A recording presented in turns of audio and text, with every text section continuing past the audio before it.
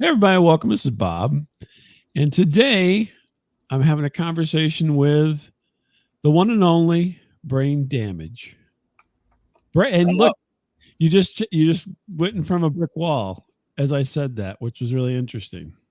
Yeah, brick walls are my favorite. That's how I I got the damage. I was just say you're magical. The Yep. magical brain damage there. How's Right. it going tonight? Pretty good. How about yourself? Pretty good. Have a tough Yep. day? Yeah, I got me a cup of coffee. Holy shit, that's a tankard. Yeah, and it's only my fourth cup of the day. And No. it's late. Yeah. You're good. Do you just like sleep standing up over the toilet? No, I don't sleep very much. Well, maybe there's a reason. Could Maybe be. we hit upon something here. We might have stumbled Maybe upon something. yeah, we may have I breakthrough probably should have already made in the first decaf, huh? minute. Yeah, you're drinking that much coffee this late in the day. Maybe. Well, I put a lot of almond milk in it so that it Oh, looked. okay. It's a yeah, just so like the 8. Now you said almond milk. It's not really milk, is it? It's just crushed almonds, isn't it? Probably. I'm Yeah. too Okay. I'm too stupid to figure these things out. I just I tell thought my wife, maybe. "Hey, when I drink the regular milk, I get the bubble guts. Find something Oh better than yeah. because how about this almond shit?" I said that tastes delicious. I think the almond milk has got like a lot of sugar in it or something. Oh, this one's the sugar-free kind because I Oh, got okay. Well, I got good. the diabetes, so got to make sure I get everything. Sugar free. Mm-hmm. Even Yeah, my I think that's creamer. why people like almond milk so much is because the regular almond milk has got sugar in it. So Yeah, there was one that was like vanilla. That was the first one I tried. yeah, It was good, but it was way too sweet. yeah. So brain damage. Uh, a little background, at least of how I met brain damage, which sounds like I'm going to be, giving a sob story here. But he's a comedian. And actually, I think the first time I encountered you was actually at Facebook for the Blind. Oh, nice. So even though I know you were on Plausible at that time, before the first time I actually encountered you was probably on that program. Nice. I did not know that. Yeah. See, look at that. And then he also does shows on Plausible, and you and I have not, roasted each other yet, but we've been in the roast thing for a while. So, Yeah, we were supposed to roast, and then yeah, I didn't show up. that's okay. Life happens. I rib you for it and Suraj for it, but that's just all part of the roasting community. In real That's life, right. yeah, I don't hold no ill will for people having Oh, to I do would if I were you. I'd be like, it. that son of a bitch cartoon MFer never shows up when I want him. So, speaking of cartoons, now I've noticed over the last month or whatever it's been, 2 months, you love Nickelodeon. And you're probably one of the only people that's gotten my Nickelodeon references in my thing. So give me, I've been dying to ask you, it, why Nickelodeon? I I don't I didn't I never really associated it that way, but growing up I did like Nickelodeon. Back in my day, we used to have things like Dare or Double Dare, where Mm-hmm. the contestants, which were usually families, usually an adult and a children and a child, if I'm remembering correctly, Mm-hmm. would do certain challenges where there'd be certain mental challenges, and then if you couldn't take that mental challenge on, then you say, you know what, I'm going to do the physical challenge, and they would go and have certain physical challenges, obstacle courses that they would have to do, and it would always involve some giant nose that they would have to pull some boogers out and get slimed, and That's it was right. it was just awesome. You know, as a little kid, who doesn't like boogers? We was talking Yeah. to one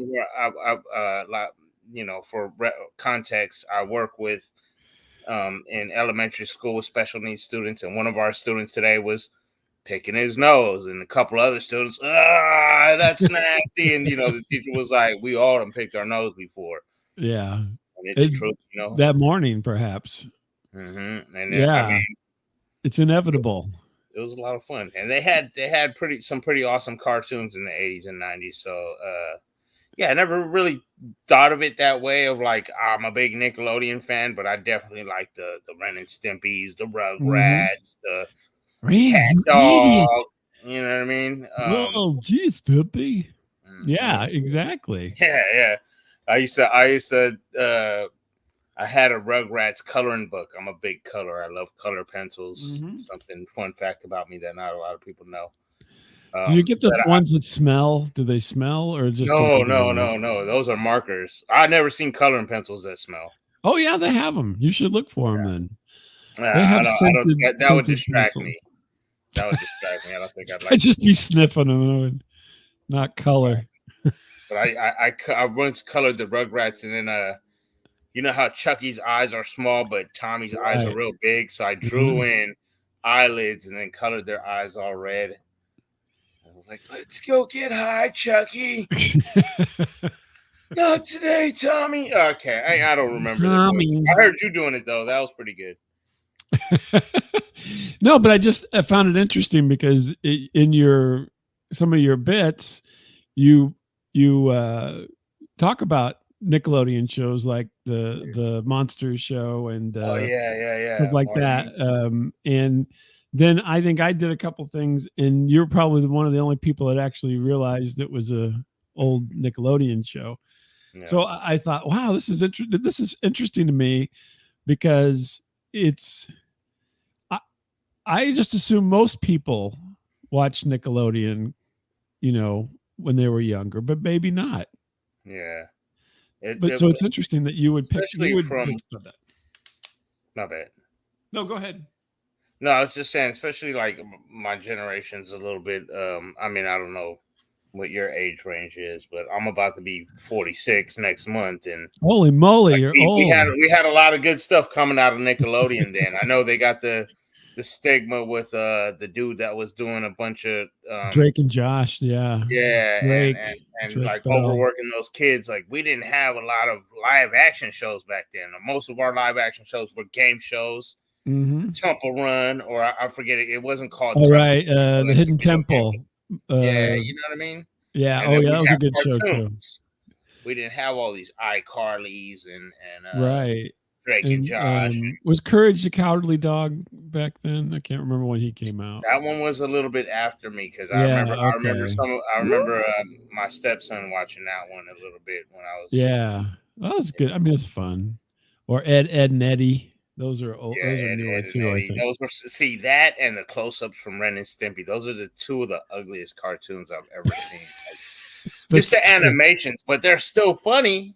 Yeah, Ren and The Stimpy had animations are like, why? Why did you choose horrible, to draw this? horrible, nasty stuff on it.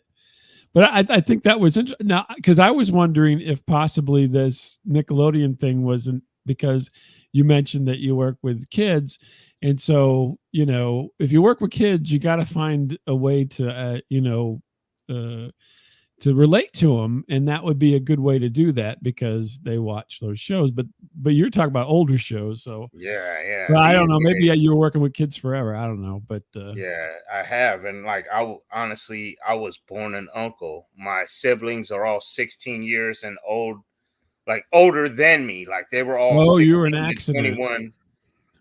Yeah, when I was born, my brothers and my sisters, they were all grown and already having kids. So I kind of grew up around my nieces and nephews as an uncle, but also kind of like they're around my age range where I was a bigger brother. Mm-hmm. But I kind of, especially in Hawaii, the culture is big on respect for the elders taking care of the youngsters, family lineage. So being an uncle, a young uncle in Hawaii, I was like a somewhat of a caretaker, and I kind of just fell into that role. Now you were raised in Hawaii? Yep. I'm just finding this out. This is why I wanted to have this conversation. So, on which island were you raised? Oahu. Oahu. Yep. How the hell does that happen? I mean, there can't be that many people on Hawaii or Oahu in Hawaii. So, I mean, you were born there? Yeah, I was born there. So both my parents were born there. My oldest brother was born there, and then my parents moved out here to San Francisco and had 4 more kids. So they had altogether at the time 4 boys and 1 girl. Mm-hmm. And then 16 years later, they moved back to Hawaii with my sister. All the rest of my brothers stayed out in San Francisco. Yeah. And they ended up having me. And the funny story about it is my mom said that back then they didn't have the tubes tied thing. They would have a clamp. And so she said she had a clamp on her tubes, after having 5 kids so young. And at 35 years old, she decided to go back and have another kid. And my whole life was like, yeah, sure, that's what happened. Yeah, that was what happened. Damn well you got pregnant and went in and they were like, yo, you know what I mean? Like what the fuck? They're like, hey, that clamp didn't hold. Yeah. My bad. It fell out. Here? I'm over here just cussing. It's okay. It's perfectly fine. You're good to go. Yeah. But then so recently, not that recent, but around January, my brother had a tragic motorcycle accident and he lost his leg. Not tragic to where he died, thank God. He's still here. So he's a saxophone player and a tattoo artist. So we were like, hey, you didn't lose an arm. You still get lucky you, right?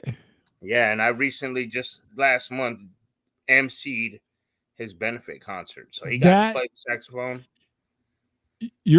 Now I'm gonna say this, Brane, and you're gonna say there's no effing way my brother in a motorcycle accident lost his leg. I'm not shitting you. I'm telling you the truth. Yes, for real. Oh, shit, that's nice. I mean, that's not nice. No, it's not nice. It's horrible. Nuts that I was trying to say nuts, but somehow that's okay. Nice is one of my catchphrases when I can't believe that I have never met anybody else in casual conversation like we're having who said something like, well, I feel for your brother. I mean, I know how you feel, and not a little bit like how he feels, It's a horrible thing, right? It really is. And I think what makes it more horrible is he probably was doing something he enjoyed, and then now this. Yeah, right. His wife, he's like, I still want to get back on eventually, and she's like, no. That is crazy. I can't believe that. Well, all. How about your brother? Did he want to ride afterwards still? He does actually. I heard that. He's got a sidecar. That's dope. So that way he can ride. He still rides. Yeah, that's awesome. But but not quite as much. Right. But yeah, and so, but no, that's just totally bizarre.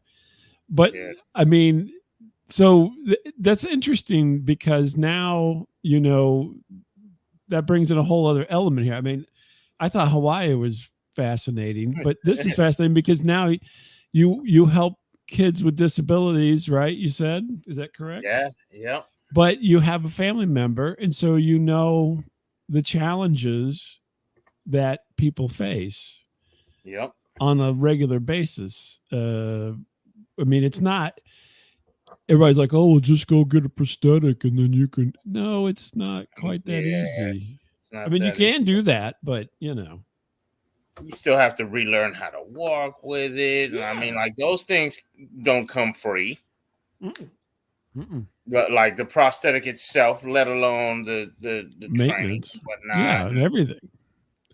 It's a horrible like thing. Even his Never wheelchair is like he lives in a house where there's one stair, and it's just one to get there. But still, that's what I mean. An obstacle. Yeah. If it's just him and his wife at home, like that's not no task that she's ready to uphold. So there would always have to be somebody around.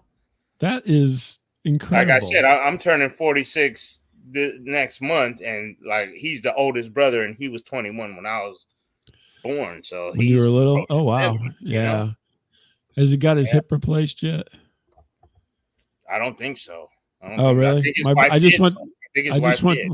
oh yeah, I just went with my brother to get his good hip replaced because he used it overused it Damn. because the other one. So no, that's wild. I cannot believe that. I'm totally in shock by this situation. But so what That's drew cool. you? I mean, did you go work with disabled kids? Was this a choice or was it just opportunity or what happened to put you in Yeah, that direction for work? it kind of chose me. I was a young idiot that back in the 90s, I was going through my young and dumb teen years. Thank God we didn't have cell phones to document all our stupidness back then. Um, Yeah.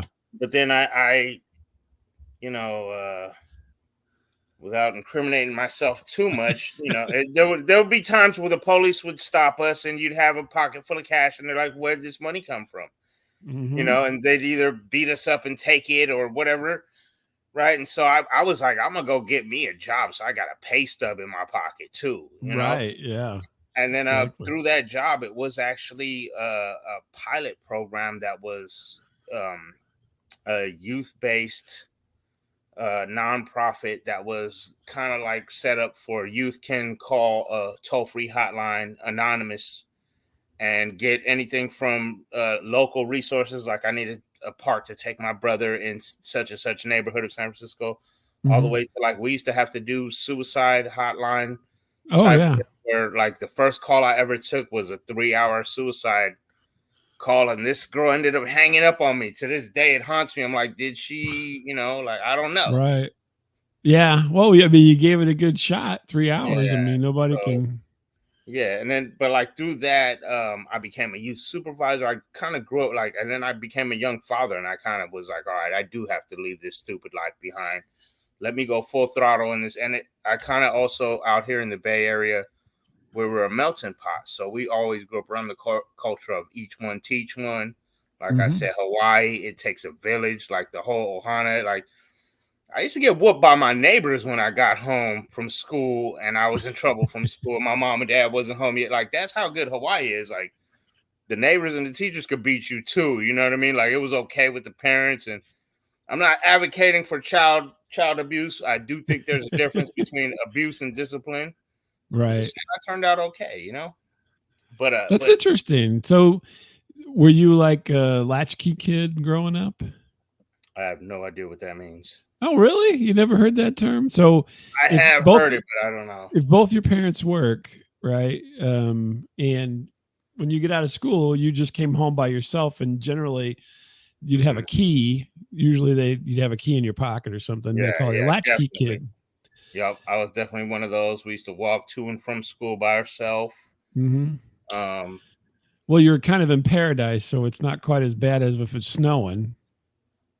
well, yeah, in Hawaii. Well, in Hawaii, and then I don't think I walked to and from school, but in San Francisco, I did.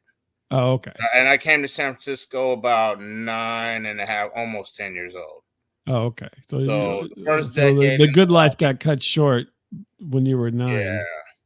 but definitely still, it was a lot of independence, and when you get home, you got certain chores you got to knock out before you get to go outside and play, and then you got to be home by the time the sun's coming down, or Mm, and then especially back my in Hawaii gosh. too. Like I'd be outside playing, and my dad would call me inside, and I'd come inside, and he'd be like, "Go change the TV channel for me." Like, how am I the remote control? Like, you know what I mean?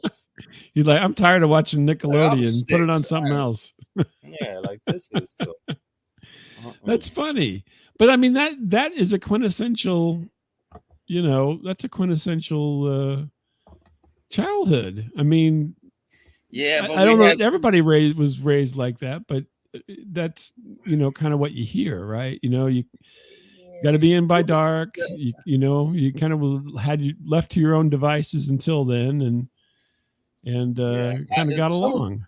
was quintessential, but there was other stuff like I'm not gonna pretend like he didn't have me at 5 years old going down the street to sell like you want hash buds or you like green buds, like you know what I mean. So, there was some stuff where it so was, that's a part. That's the other part. yeah, pops, put me on a little bit too early, but I'm not complaining. It just Yeah. But are your parents, did they stay together or did they get divorced? Is that why you ended up in San Francisco? they stayed together, and then so actually, yeah, that is how I ended up in San Francisco, because they were kind of on the rocks. They were fighting, and I guess technically I figured out later that my dad sort of kind of kidnapped me, I guess, if you will, but he basically he woke me up in the middle of the night and just was like, "Boy, you like go Frisco?" And I was like, "Long as I get that seat next to the window where I can look outside, I'm good." Because my sister had took us to we when she got like her job. I remember when I was like 5 or 6 years old, and she took us on a trip. We visited our family in San Francisco. Then we went down to L.A., did like Knott's Berry Farm, Universal Studios, all that. Yeah. And so I I was like, I know Frisco is. I got to take a plane there, Right. So we got here in the middle of the night, went to my brother's house, and I had to like walk through my nephew's room. They had a bunk bed, and like I'm stepping on all kinds of toys and whatnot. Right. And then like the next day, I woke up and they're like, "This is your nephew Michael," and I'm like, "Cool, let's play." I know what nephews are. Like I said, I grew up around them in Hawaii. About 3:00 comes around. We're outside going to the store. This little guy walks up. He starts messing with my nephew and like trying to hit on him and whatnot. So I socked the kid in his nose, and they're like, "Hey, why are you hitting him? He has a bloody nose now. That's your nephew Anthony." And I'm like, "No, he just was messing with my nephew Michael. See, I already know how this uncle thing works. I gotta, you know what I mean?" They were like, "But that's his older brother," and I'm like, "Well, his older brother should have known not to come picking on the little dude while I just got here. I was sleeping and I was in Hawaii when I went to. Yeah, and then like yesterday. now those two nephews are two of my closest nephews. Matter of fact, the kid Anthony that I punched that was messing with his little brother, he's the one that was called Pinky, and I got the nickname Brane. Oh, Brane. Ah. Until one day we got more on the adult, later teen years, and he was like, "You guys can't call me Pinky in front of the girls no more." And you're like, "It's okay to call me Brane. I'm fine with it." Yeah, Right? so I had to add the damage, you know what I mean? Because I did used to bash my head against the brick wall all the time, and like I had a bunch of head injuries from a bike accident and a couple of things growing up, and like, were you jumping ramps or just ran into a parked car or what? no, I was going down a hill, and I guess so. What I remember is this, that. and then the next thing I remember is walking up the hill with like my teeth in my hand. Oh my But gosh! my friend that I was with, who RIP passed away back in like I think 07. Like he said I full frontal flipped and landed completely on my face, going down a hill and this is back when, like, I recently seen a meme that was like, "These kids today are bitches. We used to go up the hill with no gears and go down the hill with no brakes. Like we literally we used to have to put our back foot on the back tire as a brake to go down the hill. Slow yourself down. Yeah, and this was when I was like 11 years old. So Oh my I think god! I Well, in San ended up with Francisco, that's tall. no, Those are this was, tall yeah, hills. I lived in Daly City at the time. So it was Yeah. I think 87th Avenue in Daly City, like right near the DMV. Well. Yeah, I ended up with a couple of broken teeth. I almost broke my jaw. There were a few stitches in my face. They said my skull was a little not fractured, or I think maybe it was fractured. I don't know. But I ended up with a broken wrist, and I think my knee was pretty bruised up, but I don't think it got fractured. Oh my gosh.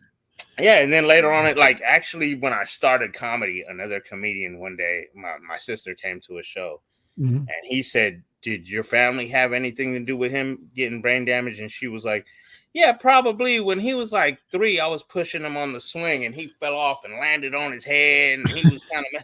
And I'm like, "You never told me that. I had to hear this from another." Like, I've been doing this for like, my whole family had this involved too. Huh? So when did you start? Like, when would you say you, in earnest, started to be a comedian? Then I hit 2 years in August 17th. So, oh, okay. So not till recently then. Yeah. I didn't know if maybe you did it when you were younger and you came back, or what's the deal?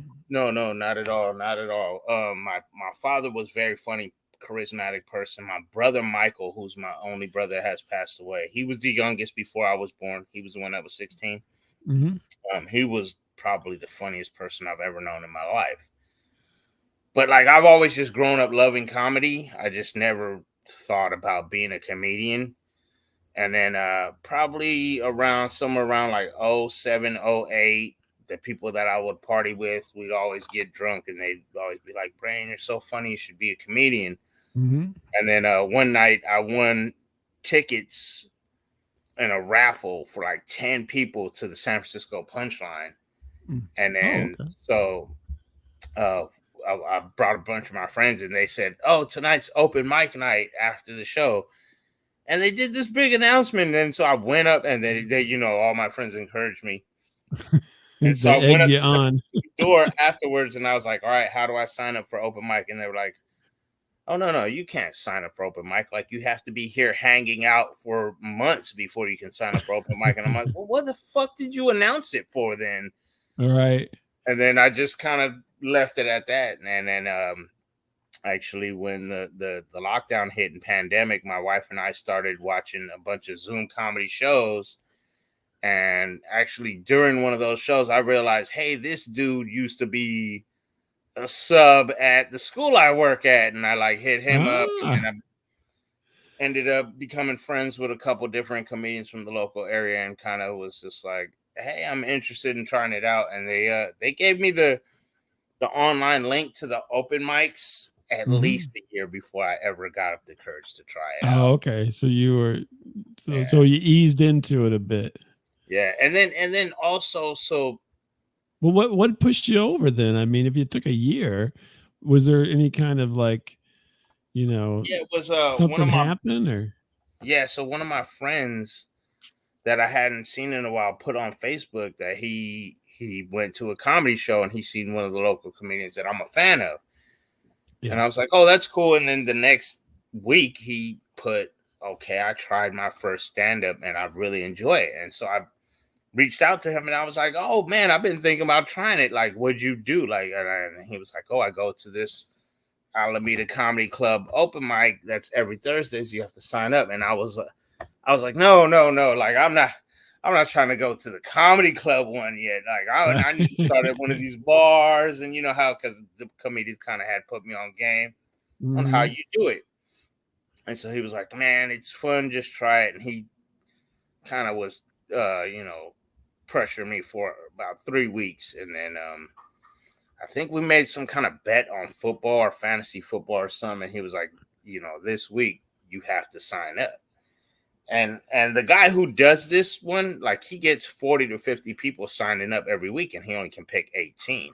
Right. I was like, well, fine, I'll sign up, but I'm not gonna get chosen. I got chosen, and so I kind of it's like a lottery kind of thing where they draw your name out of the hat. So I kind of had to, and I was like, I gotta. And then that week, it just by happen chance that it was already scheduled, but it wasn't. It was until that week that I knew I was going to go up. And then so my daughter flew in. So her and my wife came with me to the comedy club. And I told a story about my dad whooping my ass after my first fight that I won, which is true. And why do you whip your ass? Why would he whip your ass? Because he didn't want you to get in trouble. Because he was a kung fu artist, and he would train us on kung fu. And apparently, so my friend hit me, and I went home crying. And he got mad, and then so he whipped me with the belt, and I didn't cry when he whipped me. So he was like, now you're about to go fight this kid again. And so this time I won, but because I did it, like, so I ran up and was like, and so when we got back to the house, he was like, that's not kung fu. That was some sissy shit. And so I got my ass whipped again.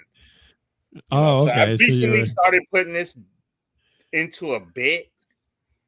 But the first time I did it, that was a story I told. That took me the whole 5 minutes to say it. Now that I know kind of what I'm doing in comedy, I can put it in within a 5-minute set. And it only take me like a minute or 90 seconds to kind of say. But so this is what I want to ask you. So that was in December of 2021. And then I did that one time. I said, cool, I knocked it out. bucket list. Did it, Mhm. liked it, but I still was too scared to go out, and so I never went out again until August 17th, 2022. So that's why I'm like, Oh, my 2 okay. years to me is I've been doing comedy for 2 years because that's when I actually started going to open mics every When you week. started regularly doing stuff, gotcha. Yeah, whereas the first time I popped my cherry was Okay. December of 2021, but technically I didn't go out for another 8 months. It was just a one and done, and So it was I kind of was like, you I got my jollies off, that's cool, and then you healed up and became a virgin again in between times. yeah, and even that was I became a co-host of the Best of SF Zoom show. Mhm. I was just, me and my wife was a fan since the pandemic days, and then one day the host reached out and was like, "Hey, you're a fan that's pretty well liked around here. You have a lot of charisma on the after shows. You're down to be the co-host." And so I was like, "Sure." And through that, I was like, I started going to the in-person shows and learning from him, and then through that, I was just like, you know what, fuck it, I'm gonna start hitting some open mics, and then I started doing it. That's when I really fell in love with it, and then now there's just so many different avenues with plausible and Zoom mics, and there's even Mhm. a couple that I've done on Google Meets, and then now there's, as you know, I've been doing comedy and virtual reality on the headset, Yeah. and it's That's blowing up. wild. Yeah, and it's That really, especially growing up. I'm a video game nerd. Like I'm a gamer. So when they said yeah. you can do comedy in a video game world, I was That's right. So yeah. like, So as soon as they uh uh, have it to where it's like, how they have radio stations in video games. Maybe they'll have stand up inside the video game that people can go to while they're in world, oh no, they like Grand yeah, Theft Auto, and it has the yuck yucks, and you go in there. It yeah. has So live people. Grand Theft Auto 4 had it Hmm. where they had I think a Ricky Gervais special and a Cat Williams special. Oh, Obviously really? pre-recorded, but they were in a, yeah, you would go to the comedy club and you could sit there for the hour and watch their Oh, special, I and didn't know that. it's them as a video game character. It's not the video of their special, it's them as a video game character doing. And So then they in were, Grand Theft Auto 5 they didn't do it. huh? I wonder if it So and now we've wasn't had, as popular. yeah, we had Grand Theft Auto 5 for just 2 days ago, on Tuesday was the 12th or 13th year anniversary of Grand Theft Hmm. Auto releasing Grand Theft Auto 5. So I'm really hoping they bring that back in part 6 because in the VR world there's a comedy club called the Soapstone where there's some big time comedians doing specials on there. I know Mikey Hmm. Winfield was on there. I think it was Carousel Tanovich, Ron Funchies. There's a bunch that were doing stuff on there. So yeah, hopefully, I agree with you. I hope that it gets to that next level because in Grand Theft Auto 4, again, these were two specials that were already released to the public. You could watch it, but then now you could get to do it in a video game. Hmm. Whereas I see where you're going, where hopefully we'll get to that point where you could go into a video game and you know what? Now there's an actual comedy show. And there's 3 or 4 comedians about to do Yeah. comedy. Well, I mean, they happen enough to where they could, pipe it in game when it's happening and do a recording, something playback and when it's Yeah. not. So yeah, that'd be interesting. Or you could just do it. That would be part of the attraction of the game is you could do the set. Yeah, yeah. To open mic in the video game. Yeah, yeah. Wouldn't that be interesting? Yep. But so are you mostly as far as like your when you do your stand up? Because I was gonna try to go to your VR one, but I could not get it to work because I don't have a VR headset. But are you mostly a storyteller or are you like the joke guy?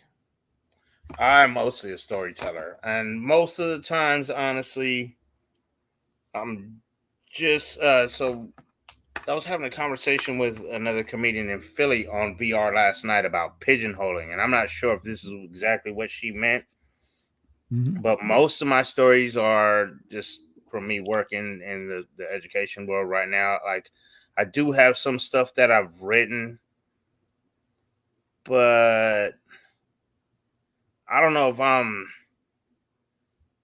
I don't know how I want to word this, but there's a lot of joke thieves out there, and I feel like still being two years into comedy, I don't know exactly what I'm doing yet, and I feel like there's some stuff that I want to save until I'm real good, you know. And then I'm like, okay, let me go with that pre-Meester concept now rather than trying it out now and wasting it on my career when I'm young, and then you know, either somebody takes it or it gets old and played out, or now I'm known as one of I had somebody telling me last night that they love this dude's material, but he's been doing the same exact set for 12 years. Right. Like, you know, even some show material that when I do big shows now, I'm like, I got to break out some of this old material that's boring to me, but I know it works.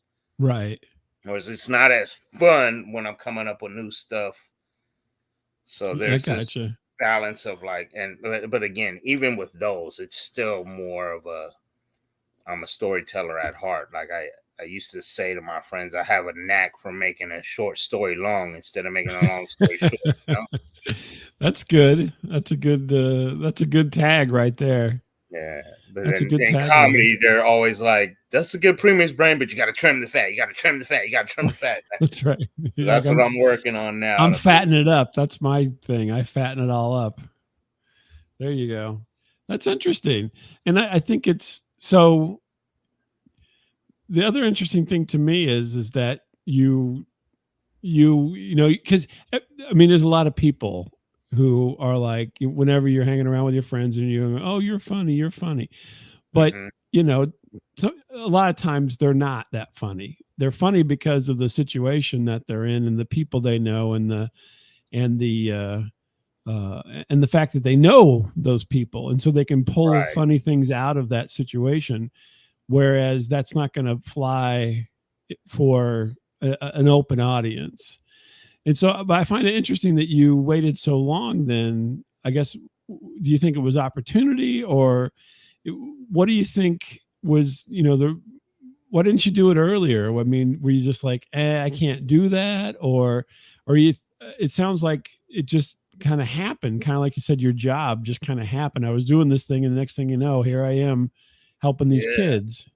It is because, like I said, with the youth work thing, I started working with teens, or I kind of was a teen. I became a youth supervisor, grew up program coordinator, and then the recession hit, like 2009. I ended up going back to school. Through there, I ended up. It was it was a recession, and it wasn't a lot of jobs out and whatnot. And so when I got a job, it was an after school program, and through there, that's when my first venture into actually education rather than nonprofits in the teen world. And through there, I just I've done a lot of roles from middle school, elementary school, a little bit of high school, but mostly middle and elementary. And then I was back in the after school program the last 2.5 years. And last year, at the beginning of the school year in August, they switched my supervisor. And this lady was like really, really mean to the kids, and I couldn't take it. I quit. Oh, no. I shouldn't have did that. I shouldn't have did that like abruptly. It put my family in a little bit of a financial situation for about a month and a half. Not too bad, nothing. But I mean, I should have been more responsible and put in my 2 weeks and started looking. But I just one day I blew up, and I knew I was like, I'm gonna end up cussing this lady out or something. Like she would do things like, it was the first week of school, and she would tell a kindergartner, like, do you want school lunch or home lunch? And he's like, I got my home lunch. And then we get to the cafeteria, and it's Domino's. Like, I worked in a rich white school in Alameda where it's Domino's pizza for the entire school. He sees all the other kids with I want a piece of pizza. No, you already chose that you would have your home lunch. Well, I didn't know it was Domino's. Yeah, I'm like, lady, I seen the pizza and I already ate, and I'm not even hungry. But I kind of was like, yeah. And these kids are kindergartner. And then I'm looking in his lunch, it's like crackers and celery sticks. I'm like, I'm gonna get him a slice of pizza. No, he has to learn his consequences. I'm like, hey, it's the first week of school. He's 5. He doesn't even know about choices yet. Right. He doesn't even know there's pizza day. Yeah, I'm like, and then she was just so mean that I was like, I can't. Oh my So, but gosh. again, making this short story long, through that, I had this certain company that I was interviewing with, and they wanted me for a certain role, and I wasn't qualified because they were like, oh, you would maybe be a one-on-one to a special needs students, but it might have to be to where like you would have to help them to the bathroom and all that. And I'm like, I don't have that training. You know, I've worked with, Right. and then ended up getting hired at an after-school program in San Francisco, but they were like playing with my paperwork. And then this company reached back out and said, oh, we have a new position that we think you'd be perfect for. And through that, I ended up, this is my first venture into working in a special needs section of education. But honestly, the training that I've been getting through this venture, like, I don't understand why they don't give all educators this training, because I have a totally different outlook and concept on like some of the things that these kids can be going through, even though I already had that concept of just someone who grew up somewhat in the streets and in poverty, and it's just a whole different level of the thinking. And I kind of felt slighted as an educator all these years, that why weren't we taught this? And now some of the people that I work with that are not in my program, that like the way they treat the kids, and I'm like, if they just knew. And I'm like trying to help them understand, but it also helps me understand a lot about myself and some of my family members that struggled with certain mental health things. And again, like learning about, well, I did used to fucking crash my head against the wall just like that, and I'm learning, and it's just it's a big eye opener, and it's also rewarding that I can help people. It's one of those things where so far in my education career I haven't had it yet, but from working with the teens in nonprofit, there's been a few times where I ran into someone at Costco or at a shopping center 10, 20 years down the line, and they'll come up to me and be like, hey, Ramos, man, I know you used to fucking hate on me and throw my cigarettes on the floor and stomp that shit, and I used to want to fucking beat your ass, but you really looked out for me, and I used to give you a hard time when I was a young buck, but you really made a positive impact in my life. And you know what I mean? That's good. It's like, man, that's what I'm, so that's great. That's fantastic. It sounds like, that's one of those inspiring kind of things where, everybody has to have a job, right? And I would gather that the person that was not too nice, it was a job, right? And then and she just wanted to control everything. And but yeah, and then now you get to feel the effects of changing somebody's life, even just a little bit for the better. Yeah. And you're responsible for that nudge. Yeah, and it's got to feel great. It does, and it's really eye-opening too, because like that particular lady, she came from working with special needs adults. So she was on being mean to the kids she was on a totally different wavelength. Right. Again, I shouldn't have quit. Like, part of me is like, oh, I abandoned those kids. But at the same time, I'm like, again, that was a well-off school in a well-off neighborhood where, again, I should have quit, because I would get quite a good amount of gift cards at the end of the school year. And right. You know what I'm saying? That's right. Oh, I do. Well, I'm not getting nothing now. These kids, and these kids throw chairs at us. But again, I learned a lot about even myself, and a lot of kids, especially trauma-based special needs like this. Like, you don't really know this person has an autism or a certain special needs unless you see the report and like you're dealing with them on a day-to-day basis. Like, a lot of people tell me, you're not brain damaged. And I'm like, who the fuck are you? You don't know my life. Just because I sound like I'm intricate and I understand certain things. Like, there's a lot of fucked up shit that goes on. There's certain things that I have learning disabilities and fucking, you know what I'm saying? And who are you to judge? And a lot of the kids I work with, they're very articulate and No, but then there's certain things that just, it's everybody's different, and nobody That's knows what it. anybody else is struggling with, and if we all had a little bit, society is just set up to where it's not a lot of compassion in this society of Right. America right now. It's You're not a lot. right. There's not. They kind of if you don't fit in the middle, they don't want to talk to you. And it's not a lot of empathy going around. It Mm-mm. ain't really even no sympathy no more, because I learned again back when I was young in the 90s the difference between sympathy and feeling sorry for somebody, empathy, putting yourself in their situation. And back then, because I was in that teen program, like I said, I needed to pay stuff. I learned Mm-hmm. about stuff like that. I had to teach my homies, and they're like, "Fuck you! I don't feel sorry for you." But I'm like, but yo, like when I say my mom's sick, and you like, yeah, I know I'm going through it because my mom's sick. That's an empathy, bro. Like you don't want Right. to point it out, you don't want to say it, but that's something that you have a good quality. And for hood Yeah. cats, it was hard for them to hear it because they're like, nah, I ain't got no emotions. Fuck you and your emotions. Right. That's right. Well, like we still humans. You could be a little bit emotional, like as long as you riding for your family or something. Like, don't. Yeah. But yeah. So, Brain, what's in the future for Brain Damage? Where do you think you're going to head with all this, with your work and with your comedy and so forth? What do you think? What do you think? Like the next 5 years down the road, where do you want to be? So that is the part that I'm not good at because I've All never right, been I've next never been a year. pre-planner, and I honestly I want to get into being more structured and more organized and more goal orientated, especially Mhm. the more I'm learning about the world right now. Yeah. So yeah, but when I got into comedy, my goal was to have fun, Mhm. and that's been something that I've been doing.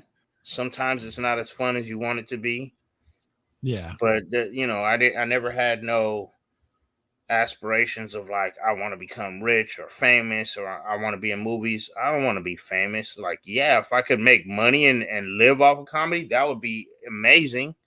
But Sure. at the same time, this is kind of my material right now is my career too. So that's Right. I'm getting Whatever on you my give that material. up, then you don't So, got any more material, right? You got yeah, and but at the same time, am I the happiest where I'm at right now? No, um but yeah. So I didn't really have goals of it, but I feel like I need that. That's some discipline that I need to take the time because honestly, even my discipline with writing is not very much. to. I have comedian mentors that are always telling me, write, write, write, write, write. Right. Yeah. Whether it's just refining ideas that I'm working on now, or just writing, just to try to come up with new stuff. And it's again, there's certain aspects of my brain that don't do well, and reading and writing has always been something I've struggled with. Although writing, apparently, I'm good at because I did graduate college. Got my associate's degree in social Hmm. sciences just this last May. It only took my dumb ass Congrats. 14 years to get a 2-year degree, but I did it. It doesn't matter how long it takes, Yeah, as and long it as you wasn't it get to the wasn't a finish full line. yeah, it wasn't a full 14 years of school, and it was probably more like at least 6 or 7. Yeah. But again, like I never did the whole rough draft and re-editing. I would literally I put on my resume works well under pressure, but I'm a procrastinator that like is like, all right, this paper's due tomorrow. Let's start it and bang it out, and then That's right. Let's get it I'd get a done. good grade. And the teacher would be like, there was a couple teachers that was like, how many times did you re-edit this? And I'm like, that's the rough draft, lady. And she's like, yeah, I can tell. But Then you usually mix I the come back with good two, feedback, like this is three. really good. And so, but it's not a process that my brain enjoys going through. So for me, my comedy is more like, oh, I see something happen, or I think of something. I might write some notes, and then I kind of just am more like I'm gonna just kind of Off the spit it out cuff. and riff off of it a little bit, and kind of. Yeah. And this is why I like most of my stuff being true stories, because then I can just pull from memory and just kind of spit it out the way I want to spit it out at that time. Where Mhm. sometimes that works against me because then I'm fumbling words and not the best practice to have as a comedian, but Yeah.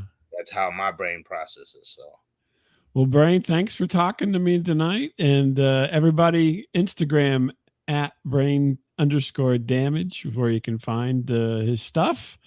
He's on Plausible. He's on VR. He's on the couch. He's by the brick wall. He's Brane Damage.